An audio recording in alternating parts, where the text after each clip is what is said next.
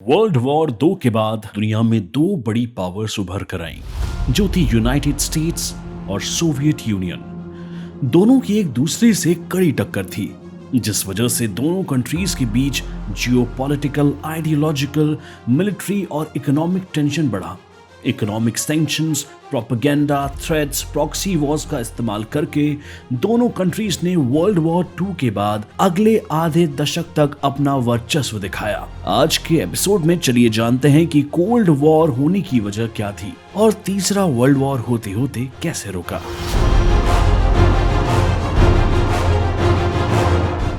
कुछ हिस्टोरियंस का मानना है कि यूनाइटेड स्टेट्स और सोवियत यूनियन सोशलिस्ट रिपब्लिक्स के बीच की राइवलरी 1970 में शुरू हुई, जब बोल्शेविक रेवोल्यूशन के दौरान यूएस ने सोवियत यूनियन को एज अ सॉवरेन स्टेट मानने से मना कर दिया। वर्ल्ड वॉर 2 में अलाइज होने के बावजूद पॉलिटिकल आइडियोलॉजी अलग होने की वजह से यूएस और यूएसएसआर के बीच दरारें आती गई, क्योंकि एक कैपिटलिस्ट स्टेट था और एक कम्युनिस्ट।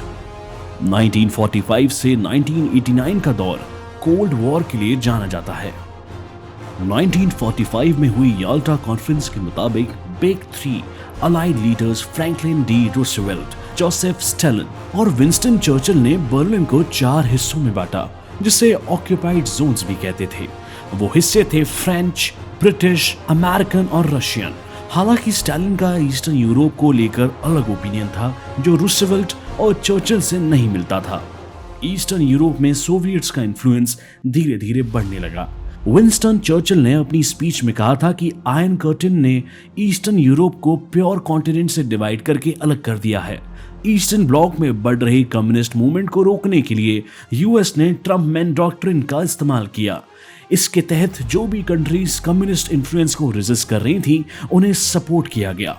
मार्शल प्लान के मुताबिक यूएस ने वेस्टर्न यूरोप की इकोनॉमी को सुधारने के लिए और ट्रेड एक्टिविटीज को एस्टैब्लिश करने के लिए जर्मनी को $13 बिलियन का लोन दिया। अमेरिका के सिंगल करेंसी लाने की कोशिश को जवाब देते हुए यूएसएसआर ने वेस्टर्न बर्लिन की तरह जाने वाले लैंड वाटरवेज को ब्लॉक कर दिया। इसे बर्लिन ब्लॉकेड कहा जाता है। इसकी वजह से वेस्टर्न अलाइज ने एयरप्लेन्स का इस्तेमाल कर 2.5 मिलियन सिविलियंस को खाना, फ्यूल, मेडिसिन और बाकी एसेंशियल चीजें भेजी। इसे बर्लिन एयरलिफ्ट भी कहा जाता है। 1949 में वेस्टर्न ब्लॉक नेशंस के बीच नाटो मतलब नॉर्थ अटलांटिक ट्रीटी ऑर्गेनाइजेशन बनी। इसका एम वेस्टर्न ब्लॉक नेशंस को यूएसएसआर से एक कलेक्टिव सिक्योरिटी देना था। 6 साल बाद 1955 में सोवियत यूनियन ने अपनी एक डिफेंस अलायंस बनाई, जिसे वॉर्सो पैक्ट कहा जाता है। इसमें ईस्टर्न ब्लॉक के नेशंस भी शामिल थे। इसके बाद जिसके भी अपोजिंग आइडियाज थे, उसे सप्रेस किया गया। यूएस और यूएसएसआर ने एक दूसरे को कई फील्ड्स में compete करना शुरू कर दिया, जैसे economic, politics, science, technology, sports, space और मिलिट्री। 1949 में जब सोवियत यूनियन ने उनका पहला एटॉमिक बॉम्ब टेस्ट किया, तब यूएस और सोवियत यूनियन के बीच आर्म रेस शुरू हो गई। यूएसएसआर की एक्सपेंशन स्ट्रेटजी को जवाब देते हुए कोल्ड वॉर में काफी गर्मा गर्मी आ गई। इनडायरेक्ट कन्फ्रंटेशंस की वजह से प्रॉक्सी वॉर्स होने लगे। मार्च 1947 में यूएस ने यूएसएसआर सपोर्टेड ग्रीक कम्युनिस्ट के खतरे से ग्रीस और टर्की को बचाया। ग्रीस वेस्टर्न ब्लॉक का हिस्सा बन गया। जब यूएसएसआर ने यूगोस्लाविया से रिश्ता तोड़ दिया, तो कम्युनिस्ट का बहुत महत्वपूर्ण सपोर्ट चला गया। 3 साल की लड़ाई के बाद 1949 में चाइना में कम्युनिस्ट की सिविल वॉर में जीत हुई, जिसकी वजह से नेशनलिस्ट को ताइवान भागना पड़ा। 1950 में चाइना ने सोवियत यूनियन के साथ म्यूचुअल डिफेंस पैक्ट साइन किया। 1950 से 1953 तक जो कोरियन वॉर चला, वो कोल्ड वॉर का सबसे बड़ा बैटल था। जापान के कंट्रोल से लिबरेट होने के बाद यूएसएसआर ने कोरिया के आधे नॉर्दर्न हिस्से पर कब्जा कर लिया, तो यूएस ने साउथ पर।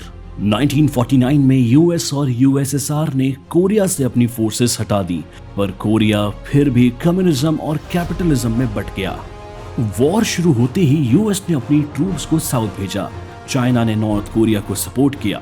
1949 में नॉर्थ और साउथ कोरिया अपनी बॉर्डर्स पर लौट आए और उन्होंने आर्मिस्टिस साइन किया। उस दिन से कोरिया हमेशा के लिए बट गया।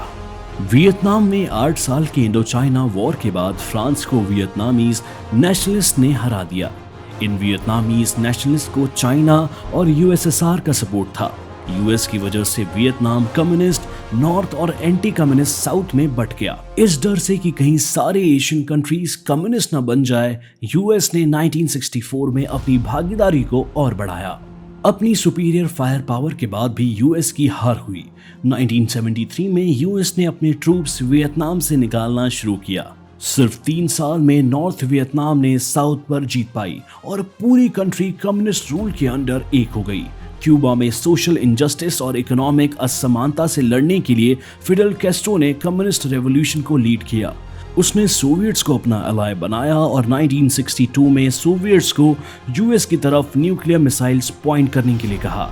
2 हफ्तों तक पूरी दुनिया को अगले न्यूक्लियर वॉर होने से डर लग रहा था। क्यूबा को इन्वेड न करने के यूएस के इस प्रॉमिस के बदले में सोवियट्स ने अपने मिसाइल्स हटाए। क्यूबन मिसाइल क्राइसिस को कोल्ड वॉर का पीक कहा जाता है, जिसने शांति बनाए रखने का नया रास्ता निकाला। बढ़ते टेंशन को कम करने के लिए दोनों सुपर पावर्स ने ट्रीटी साइन की, जिसमें से एक थी SALT I, जिसके तहत दोनों कंट्रीज के न्यूक्लियर आर्म्स पर लिमिटेशंस लगे। इथियोपिया, अफगानिस्तान, अंगोला में अभी भी दरारें थी। 1977 में सोवियट्स ने SALT I ट्रीटी का लूपहोल का फायदा उठाकर वेस्टर्न ब्लॉक को टारगेट करते हुए SS-20 मिसाइल्स लॉन्च किया। 2 साल बाद दोनों सुपर पावर्स ने अपने मिसाइल्स अपडेट किए और वहां से शुरू हुआ euro missile crisis. Arm race की वजह से दोनों सुपर पावर्स की इकोनॉमी पर गहरा असर पड़ा। फाइनेंशियल और ह्यूमन लॉसेस हुए। डेफिसिट होने की वजह से सोवियत के इकोनॉमिक रिफॉर्म्स फेल हुए। यूएसएसआर में अलग अलग जगह विद्रोह होने लगा। 1985 में मिखाइल गोर्बाचेव सोवियत लीडर बना, जिसका मानना था कि ईस्ट और वेस्ट पीसफुली एग्जिस्ट कर सकते हैं। ईस्टर्न यूरोपियन पॉलिटिक्स में इंटरफेयर न करना ये उसकी रिफॉर्म्स का हिस्सा था, जिस वजह से ईस्टर्न ब्लॉक डेमोक्रेटाइज हुआ। 1989 में बर्लिन वॉल गिराई गई और जर्मनी फाइनली रीयूनाइट हुआ। 1991 में सोवियत यूनियन कोलैप्स हुई और 15 सेपरेट स्टेट्स बने और फाइनली कोल्ड वॉर का एंड हुआ। 4 डिकेड्स तक चले इस कोल्ड वॉर ने दुनिया को मल्टीपोलर एज में डाल दिया, जिससे पावर कई सारे नेशंस के इंटरेस्ट के साथ जुड़ गई। तो इस वीडियो को लाइक करें और अपने चाहने वालों के साथ शेयर करें, और हाँ, 6 मिनट्स ऑफ हिस्ट्री को सब्सक्राइब करना बिल्कुल मत भूलिए।